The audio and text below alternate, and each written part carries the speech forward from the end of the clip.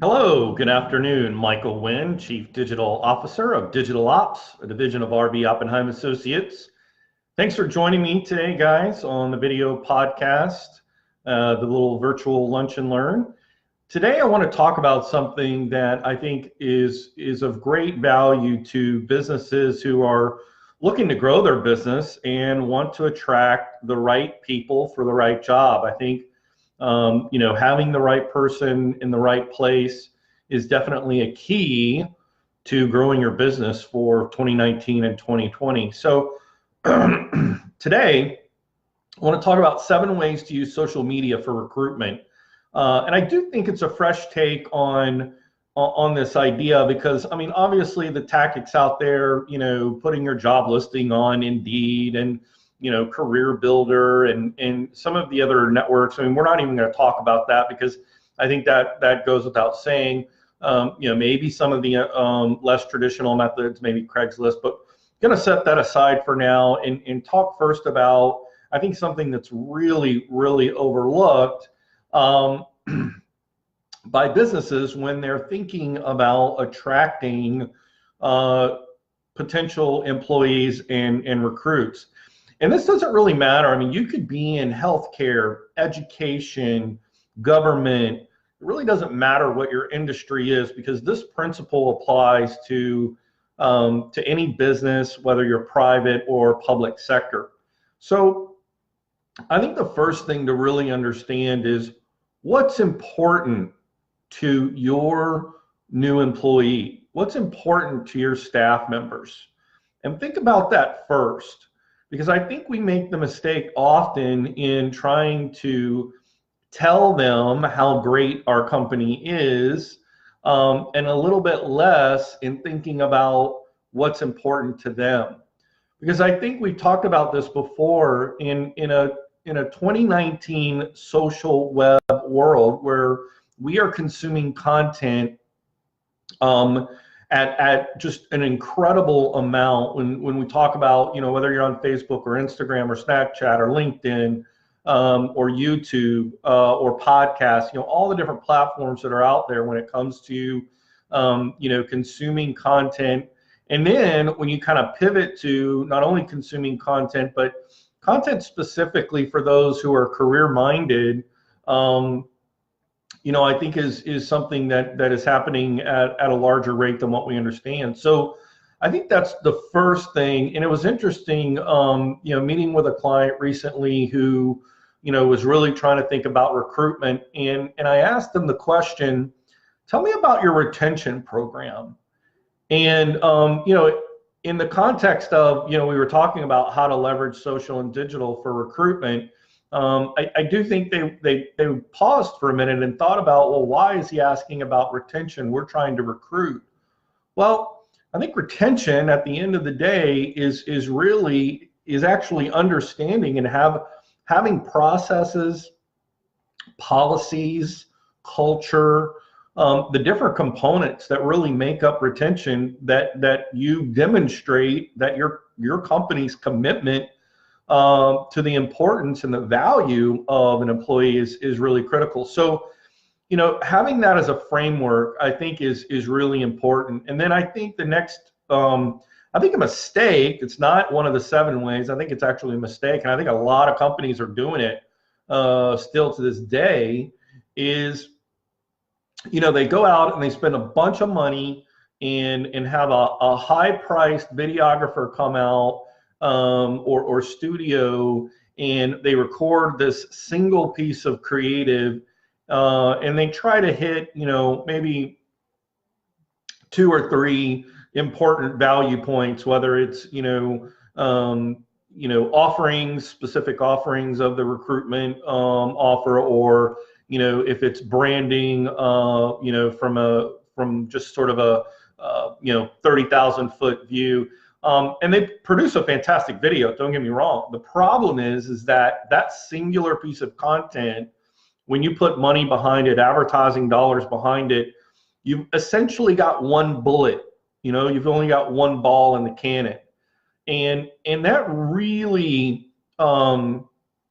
limits the potential for the viral component of social to kick in. So I think it's important for employers and recruiters to understand the strategy of making contextual creative that specifically speaks to whatever the employee value is of your organization. So if you offer additional paid holiday above and beyond paid leave, that would be a benefit to an employee. If you provide continuing education dollars and training as part of the compensation package, that would be a value that's important. If you have a mentorship program, or how do you create opportunities for career advancement within the organization?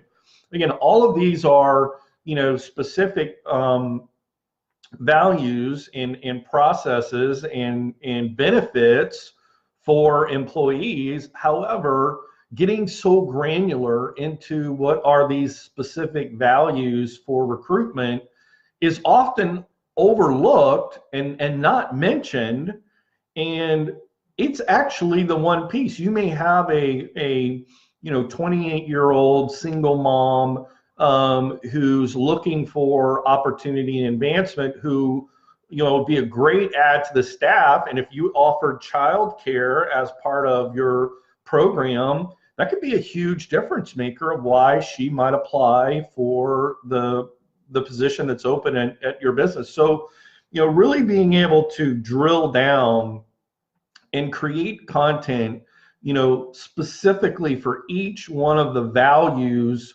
or benefits that you have, and then creating a creative set that allows the platform, whether it's the Facebook ad platform, to go to Instagram stories, and so on.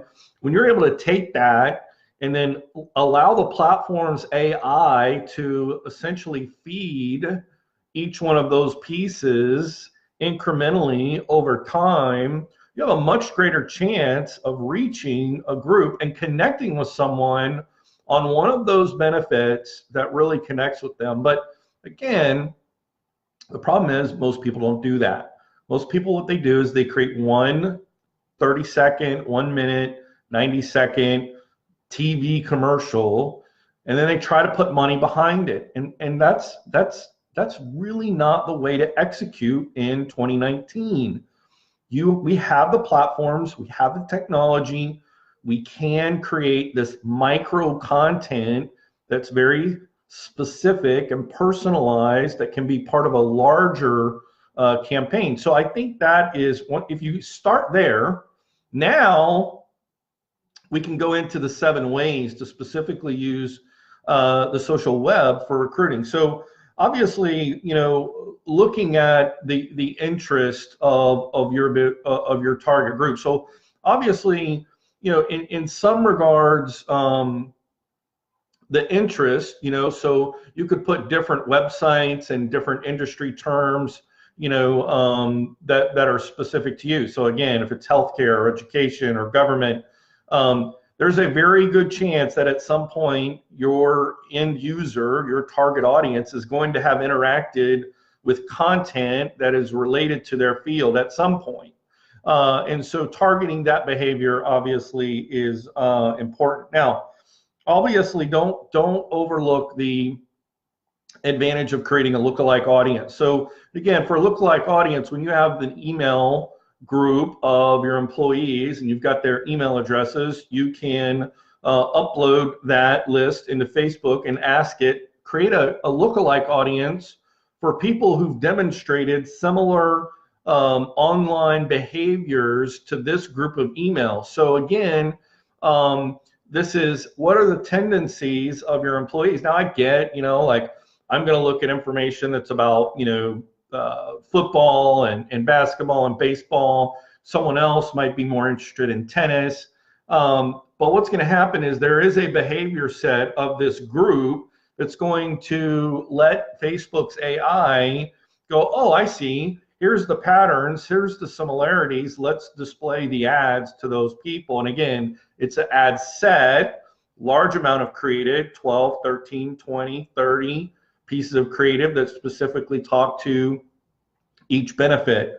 Now, again, what people are maybe not realize is that you can have the platform and give it, let's say you want to spend $1,000, and it will spread that out across those different pieces of creative, and you can see which one performs better by the likes and shares and comments and so on. So once you take that information, I think the other thing to make sure you understand is the difference of the creative for Instagram versus Instagram stories. I think a lot of companies are still putting in sort of that, what looks very much like an ad. And I think with Instagram stories, what you have to be careful with is, again, as a society, we're becoming more and more aware of when we're being served an ad, and we have a tendency to either swipe or next or whatever that is to move through it. So I think it's really important that you think about the creative when it comes to leveraging, one of the options that you have, whether it's Facebook feed, Instagram stories. For stories, I do think what we're seeing is that they're underpriced. However, they're poorly executed in most cases. So I think, leveraging a personal, testimony, someone speaking directly about their experience, I think can come across very genuinely. Obviously, it needs to be really short, very much like a personal, hey, this is the experience I had, I'm here and it's great, so it's like 20 or 30 seconds, very short. And then I think, just the single image with, whatever that quote is or whatever your, particular, call to action. Again, the idea here is to inspire action and not to be salesy, not to come across as a salesperson when it comes to recruitment. Remember, the person on the other end needs to understand and really feel like you understand them and that you're connecting with them and what's important to them. So that's interest, number one. Number two, lookalike. Number three, volume of creative for your ad set. Number four, Instagram stories. Number five, I think targeting specific areas. So, if you're in an industry that is, let's say it's trade school, or there's some type of specific curriculum or program at whether it's a university or a trade school or, vocational school, technical school, obviously make sure you're deploying the strategy of location-based within the platform so that you can drop a pin on that specific location within a 1 mile radius, and people who are traveling in that area, and you can box it in however you need. But I think being able to use that as multiple locations and not just, taking a 25-mile or 50-mile radius around your business, I think it's important to make sure that you are targeting that. Now, I think the thing that you need to understand about, if you are going to target that specific location,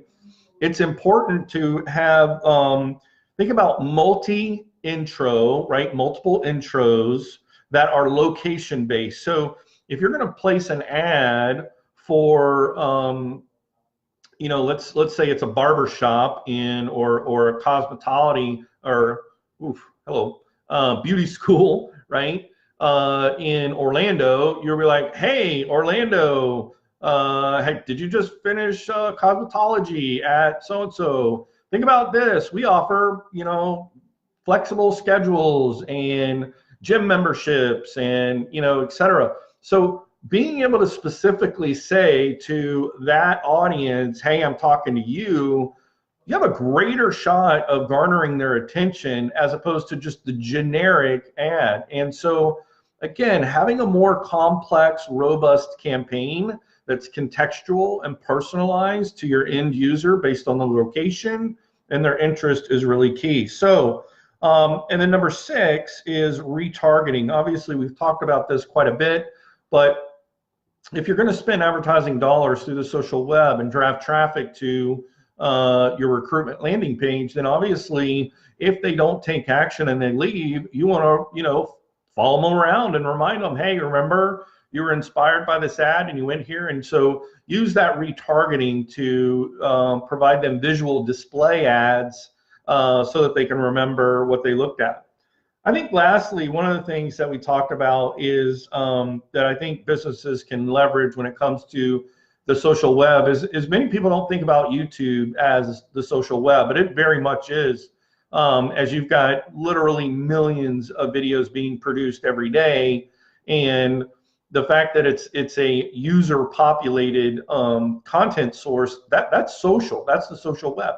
So here's the thing, there is a strategy that is very successful and underpriced where I can do a Google search, a Google AdWords search, except instead of trying to place my ad through the AdWords search, I can actually leverage that search and show a intro video, or what's called a pre-roll video, before the video launches, that person had typed in, you know, house cleaning tools, or, you know, whatever you typed in YouTube, but you're able to show an ad based on a Google search that they did previously. So that's really a strategy that's underpriced compared to if you just try to go and bid for, you know, the word, you know, bank teller recruitment, or, you know, banking jobs. Like you're going to pay, you know, $4, $5, $6 per click for that term, compared to executing that same strategy but using YouTube pre-roll is way cheaper because less people are doing it, because it takes a little bit more creative to create video for that pre-roll. But it's highly effective if done correctly, if targeted, and specifically if it hits that right tone and matches the motivation of your end user. So I think those are really the 7 ways. I mean, there are definitely others. You know, I think at the end of the day, when it comes time to recruiting, it really boils down to this. If you are really great at what you do, you are going to attract great people. And we've talked about this in a previous show. Companies who become their own media company by publishing regular content in video, audio, images, and written word, and doing it at scale and demonstrating their brand, you know, effectiveness and what their commitment is, and really getting out there. Your visibility as an organization is going to be, you know, really elevated. And so by doing that, when it's time to execute a recruitment campaign, then you've got a base to build on. I think a lot of companies are going to struggle when it comes time to recruiting because they're starting with this as content. You know, they don't have a long-term play in place when it comes to producing content for their brand across these multiple channels. So I think that's something that all brands need to consider when it's time to execute a digital campaign, is to have a foundation and have a base. Guys, those are my tips today for 7 great ways to use social media for recruitment. I do think those are some fresh takes on how businesses are connecting with potential employees to grow their business. Again, my name is Michael Wynn. I am the Chief Digital Officer of Digital Ops. Thanks for tuning in, and we will check you guys tomorrow. Have a great day.